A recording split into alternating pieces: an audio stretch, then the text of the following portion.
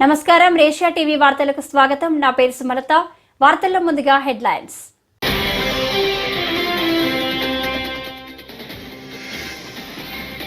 మన్యం జిల్లాలో deputy CM Pawan Kalyan పర్యటన. గిరిజన గ్రామం బాగుజోలలో రోడ్ల నిర్మాణానికి శంకుస్థాపన.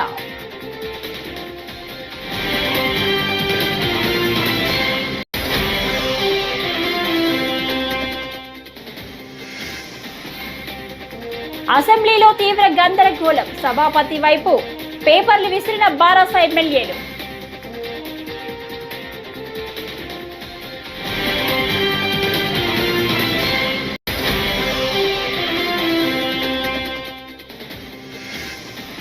వైఎస్ఆర్సీపీపై పచ్చి అబద్ధాలతో ఆరోపణలు చేసిన చంద్రబాబుకు బహిరంగ క్షమాపణలు చెప్పాలని కనుమూరి రవిచంద్రారెడ్డి డిమాండ్.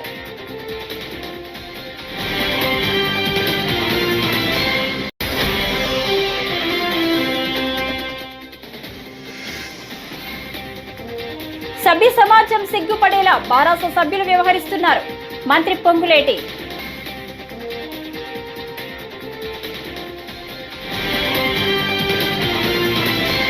ఇక డీటెయిల్స్ చూస్తే AP deputy CM Pawan Kalyan ఇవాళ మన్యం పార్వతీపురం జిల్లాలో పర్యటించారు. మక్కువ మండలంలోని గిరిజన గ్రామం బాగుజోలలో రోడ్ల నిర్మాణ పనులకు శంకుస్థాపన చేశారు. ఈ సందర్భంగా ఆ గిరిజన గ్రామంలోని పరిస్థితులు చూసి పవన్ కళ్యాణ్ చలించిపోయారు. ఈ సందర్భంగా ఆయన మాట్లాడుతూ బాగుజూల గ్రామం నుంచి సిరివర వరకు 9.50 కోట్లతో 9 కిలోమీటర్ల మేర తారు రోడ్డుగా మార్చుతున్నామని తెలిపారు.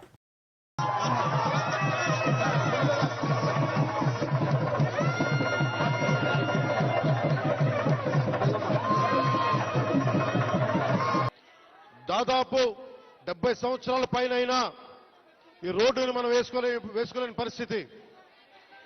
నేను మీ దృష్టికి ఈ రోజున నేను అన్ని వదిలి ఇది మీకు 2000 మీరు కూర్చోవాలి బాబు, మీరు కూర్చోవాలి. మధ్యలో దయచేసి ప్రెస్ అందరూ కూర్చోండి ప్లీజ్. ప్రెస్ అందరూ కూర్చోండి. 2017లో పోరాట యాత్ర అప్పుడు నేను అన్ని తిరిగి మన పాడేరు, అరకు అన్ని గిరిజన ప్రాంతాల్లో తిరిగినప్పుడు నాకు 2 ప్రధానమైన సమస్యలు. 1 రోడ్లు, 2 తాగునీటి అవసరాలు, 3 యువతకి ఉపాధి అవకాశాలు. ఇంత సుందరమైన ప్రాంతం ఇది. దాదాపు 20కి పైగా జలపాతాలు ఉన్నాయి ఇక్కడ. మన విజయనగరం జిల్లా, పార్వతీపురం ఇవన్నీ కూడా ఉమ్మడి విజయనగరం కానీ ఈ జిల్లాలో అద్భుతమైన సౌందర్యం ఉంది. ఇక్కడ ప్రకృతి సౌందర్యం. ఇక్కడ టూరిజంను డెవలప్ చేయాలి. యువతకు కూడా నేను ఒకటే మాట ఇస్తున్నాను, ఇప్పటిదాకా ఎవరు కూడా ఆలోచించలేదు ఇక్కడికి రావాలని, రోడ్లు వేయాలని. కానీ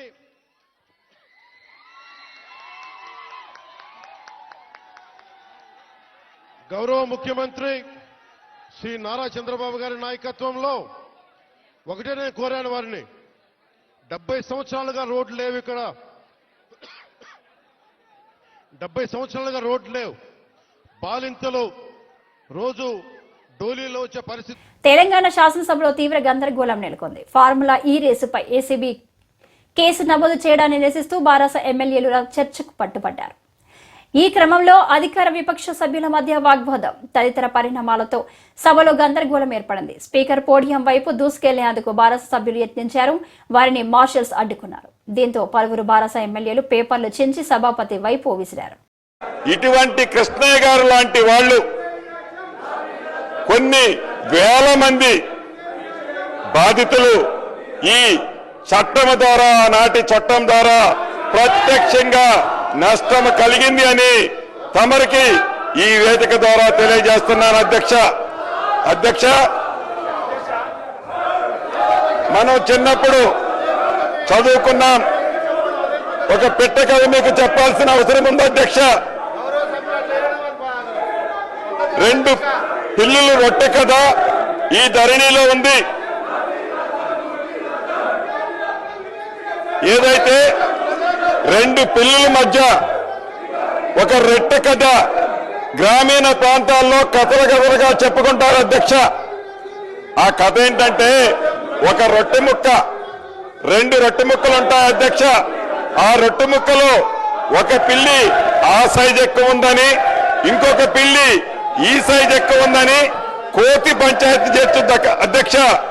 చివరికి 2 పిల్లుల్ని కాదని ఆ 2 రొట్టె ముక్కలని ఆ కథలో కోతి తిన్నట్లే ఈ ధరణి కాన్సెప్ట్ ని పెట్టి తెలంగాణ రాష్ట్రంలో ఉండే దళిత, గిరిజన, మైనారిటీ, బీసీల వేలాది ఎకరాల భూములని ఆనాటి పెద్దలు కోతి సామెతలాగానే తన్నుకుపోయారు అధ్యక్ష.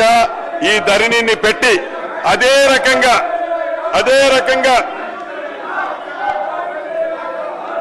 ఇటు రాష్ట్రంలో అటు దేశంలో 2014 ముందు కాంగ్రెస్ ప్రభుత్వం తీసుకొచ్చిన రెవెన్యూ చట్టాలు సంస్కరణలు చేసే విధంగా కౌలు రక్షిత చట్టం తీసుకొచ్చిన నాటి ముఖ్యమంత్రి శ్రీ బూర్గురెడ్డి గారు మాకు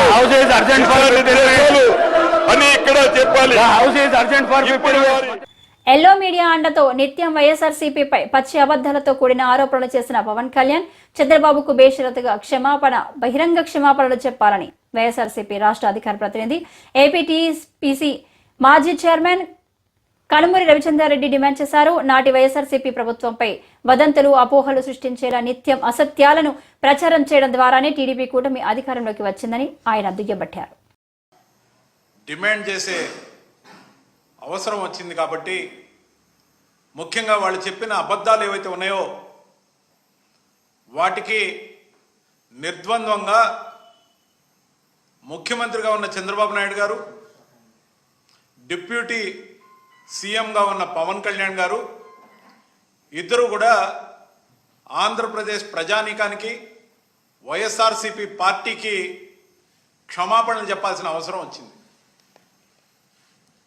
కాబట్టి దానికి సాక్ష్యాలతో సహా మేము తీసుకున్న 2 అంశాలు ఏవైతే ఉన్నాయో, ముఖ్యంగా ఇప్పటం గ్రామంకి సంబంధించి రోడ్లు విస్తరణలో భాగంగా ప్రభుత్వం సదరు యజమానులకి నోటీసులు ఇచ్చి వాటిని సకాలంలో తొలగించమని, తద్వారా మంగళగిరి నుంచి తాడేపల్లికి ఏర్పాటు చేస్తున్న రోడ్డు విస్తరణ కార్యక్రమం ఏదైతే ఉందో ఆ భాగంగా కోరడం జరిగింది. కానీ అప్పట్లో దీన్ని రాజకీయ అంశంగా మార్చి పవన్ కళ్యాణ్ గారు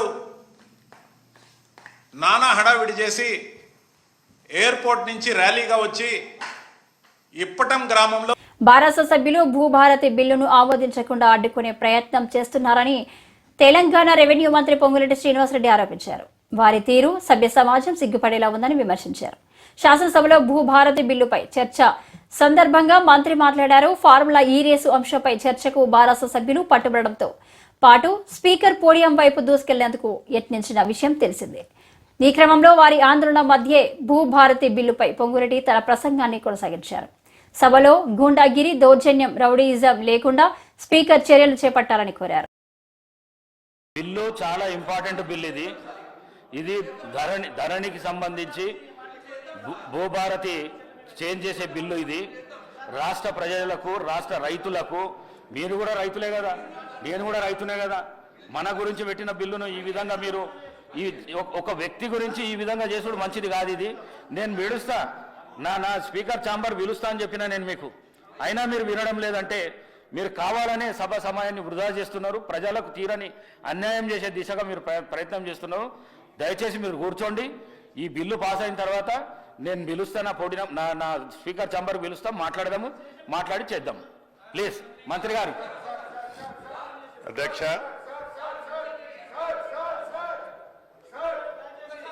ఇంతకుముందు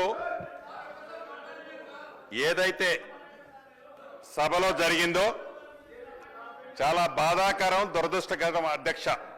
ప్రధానంగా అధ్యక్ష స్థానంలో తమరు ఒక దళితులుగా ఆడ కూర్చొని ఉండగానే ఒక పక్క సీనియర్ సభ్యులని చెప్పుకునే వారు మీ మీదకి ఇటు పక్కన ఒక మంచి చట్టాన్ని తయారు చేస్తున్న మా మీదికి వచ్చి ఈ భూభారతి 2024 చట్టం ఏదైతే ఉందో ఈ చట్టాన్ని సినీ నటుడు అక్కినేని అఖిల్ తిరుమల శ్రీవారిని దర్శించుకున్నారు. ఉదయం విఐపి దర్శన సమయంలో స్వామివారి సేవలో పాల్గొన్నారు. మరోవైపు ఏపీ ప్రభుత్వ ప్రధాన కార్యదర్శి నీరబ్ కుమార్ ప్రసాద్, తెలంగాణ హైకోర్టు న్యాయమూర్తి జస్టిస్ వేణుగోపాల్ స్వామివారి సేవలో పాల్గొన్నారు. దర్శనానంతరం రంగనాయకుల మండపంలో అర్చకులు వారికి వేదాశీర్వచనం కలిగి స్వామివారి తీర్థ ప్రసాదాలను అందజేశారు.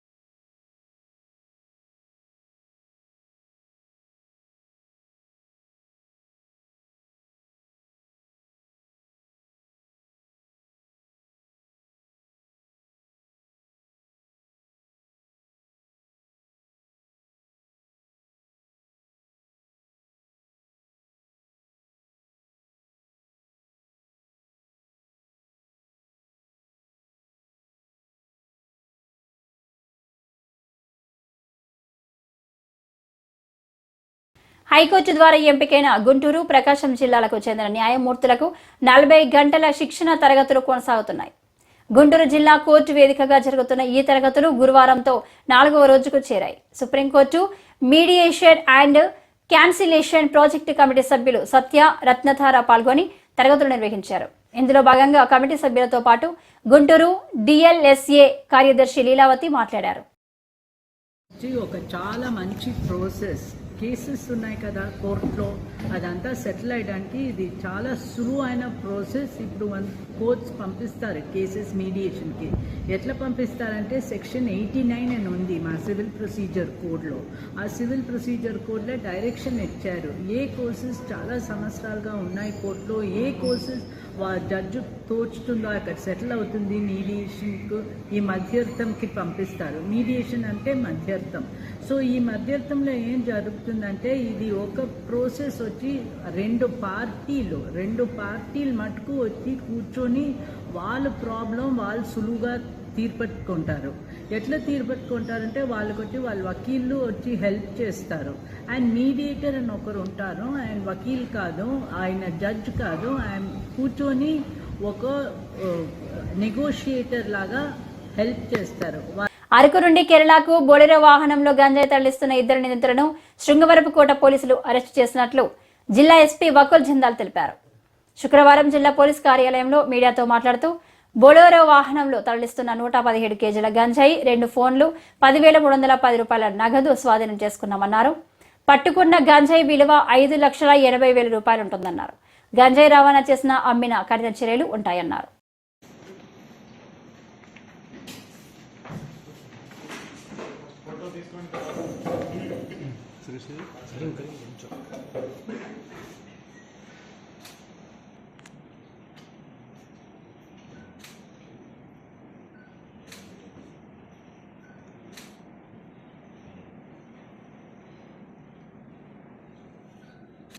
మనకి వచ్చిన నమ్మకమైన ఇన్ఫర్మేషన్ మేరకు నిన్న సాయంత్రం బోటవర చెక్ పోస్ట్ వద్ద నార్మల్గా వెహికల్ చెకింగ్ చేయడం జరుగుతూ ఉంది.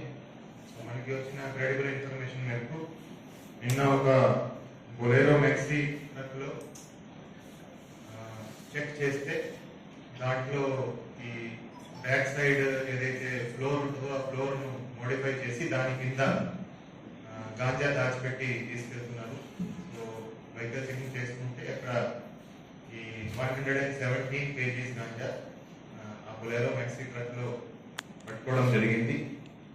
బొలెరోలో ఇద్దరు కేరళ త్రిశూర్ డిస్ట్రిక్ట్ వాళ్ళు ఇద్దరు ఈ 117 kgs గాంజా కేరళకి ట్రాన్స్పోర్ట్ చేస్తూ మనకి గొడ్డవల చెక్ పోస్ట్ వద్ద పట్టుబడ్డారు.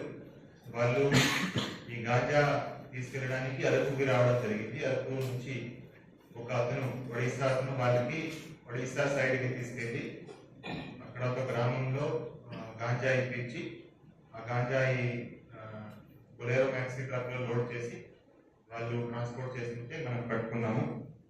ఈ గాంజా వర్త్ అరౌండ్ 5,85,000 ఉంటుంది. ఈ కేసులో ఈ బొలెరో ట్రక్ తో సహా 2 మొబైల్ ఫోన్స్ 10,300 క్యాష్ కూడా సీజ్ చేయడం జరిగింది. బొబ్బిలి పట్టణంలో ధనుర్మాస సందర్భంగా శుక్రవారం శ్రీ వేణుగోపాల స్వామి ఆలయంలో విశేష కుంకుమార్చనలను అత్యంత వైభవంగా నిర్వహించారు. తెల్లవారుజాము నుంచి దేవాలయ అర్చకులు పట్టణం సేవాకాలం పూజలు నిర్వహించారు. ఈ వేడుకలను తిలకించేందుకు భక్తులు పెద్ద సంఖ్యలో హాజరయ్యారు. ఈ కార్యక్రమంలో ఆలయ అధికారులు, భక్తులు తదితరులు పాల్గొన్నారు.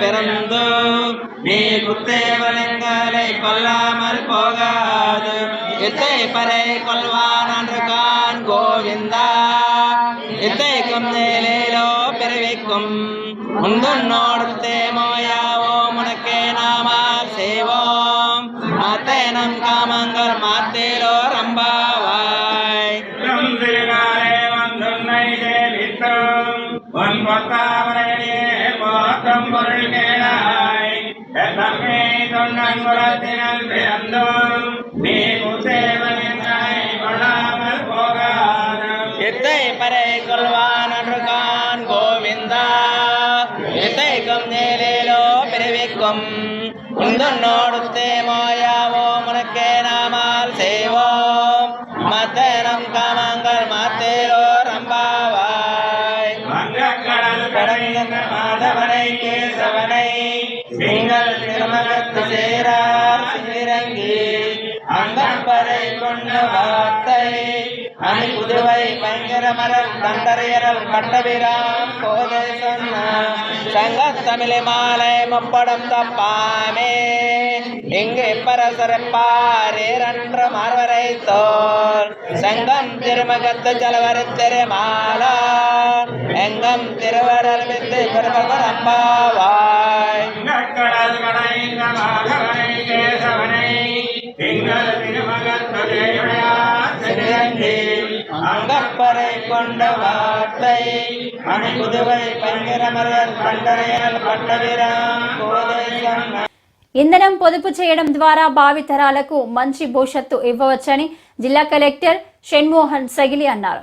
జాతీయ ఇంధన పొదుపు వారోత్సవాల్లో భాగంగా కాకినాడ జిల్లా కలెక్టర్లో శుక్రవారం నిర్వహించిన ర్యాలీని జిల్లా కలెక్టర్ షణ్మోహన్ సగిలి జెండా ఊపి ప్రారంభించారు. కలెక్టరేట్ నుంచి జీజీహెచ్ మీదుగా విద్యుత్ భవనం వరకు విద్యార్థులు, అధికారులు, ఉద్యోగులు, సిబ్బంది ర్యాలీ నిర్వహించారు.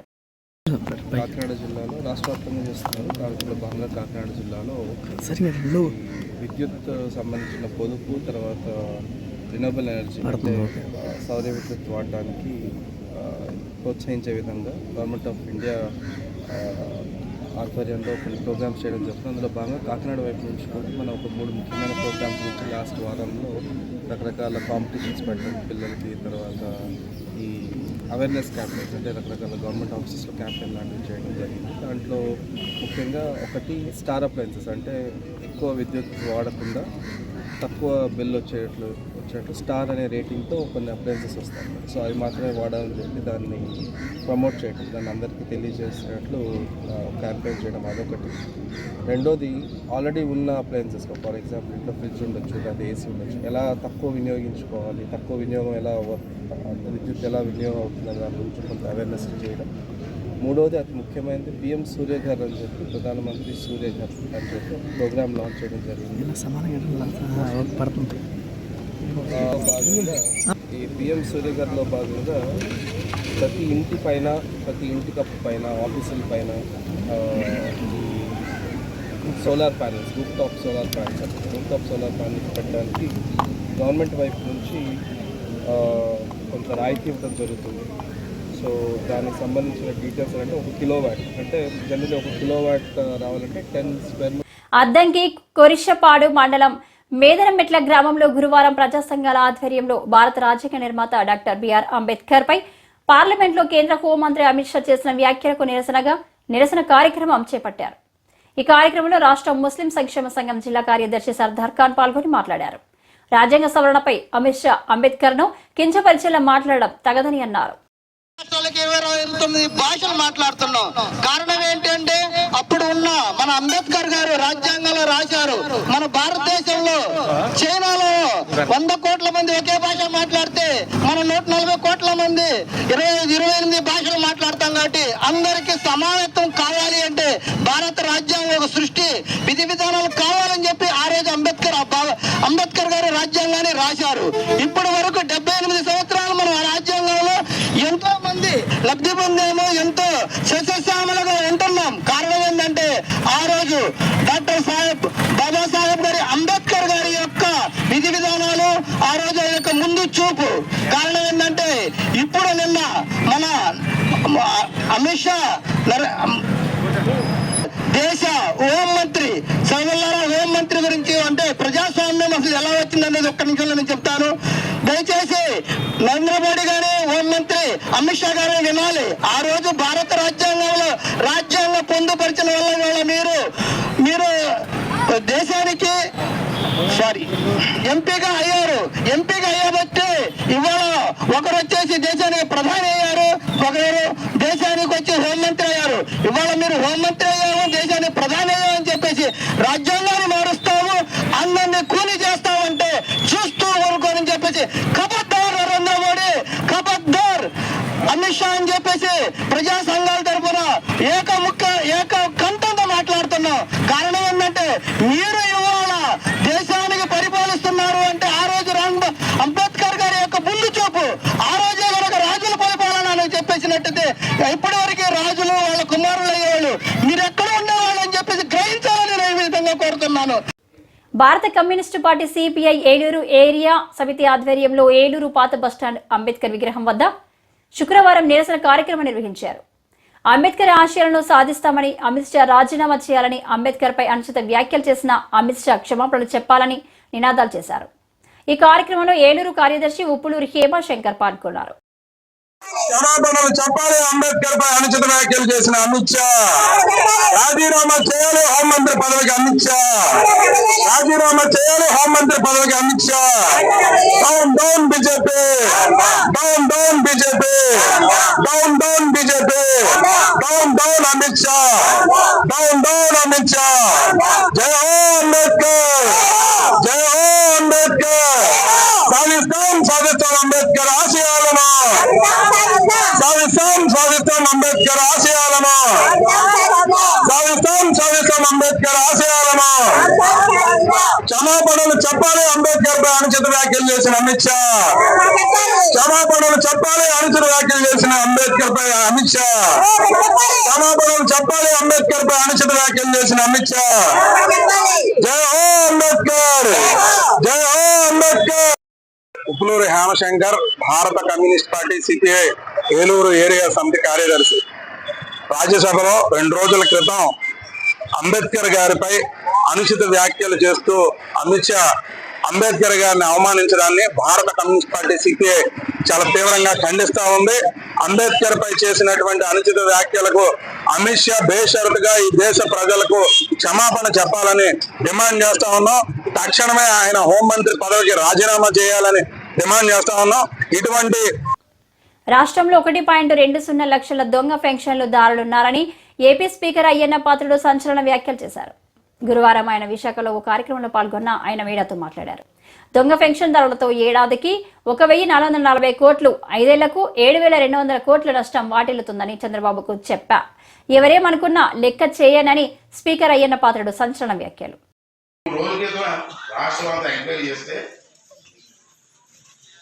తప్పుడు వయసు చేసుకొని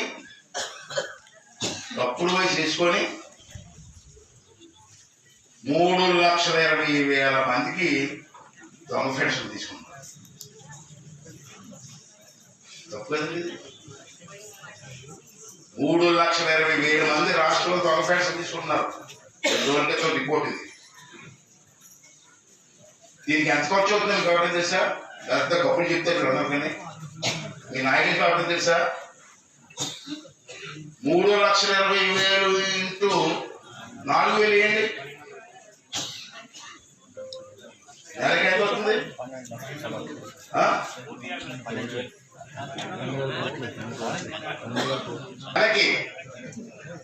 నెలకి ఈ తప్పుడు పెన్షన్ తీసుకున్న వాళ్ళకి దొంగ పెన్షన్ అంటాను. దొంగతనం తీసుకున్న దొంగ 10 ఏమంటావే, వారికి నెలకి 120 కోట్లు ఇస్తారు. అందరికి కాదు, ఈ దొంగలకి నెలకి. మరి సంవత్సరానికి అంటే ఏంటి? 1,440 కోట్లు సంవత్సరానికి. 5 సంవత్సరాలకి అయితే ఏంటి? 5 సంవత్సరాలు ప్రభుత్వం ఇవ్వాలి కదా, ఒక 5 సంవత్సరాలు ఇచ్చేది. ఈ వార్తలు ఇంతటితో సమాప్తం. నమస్కారం.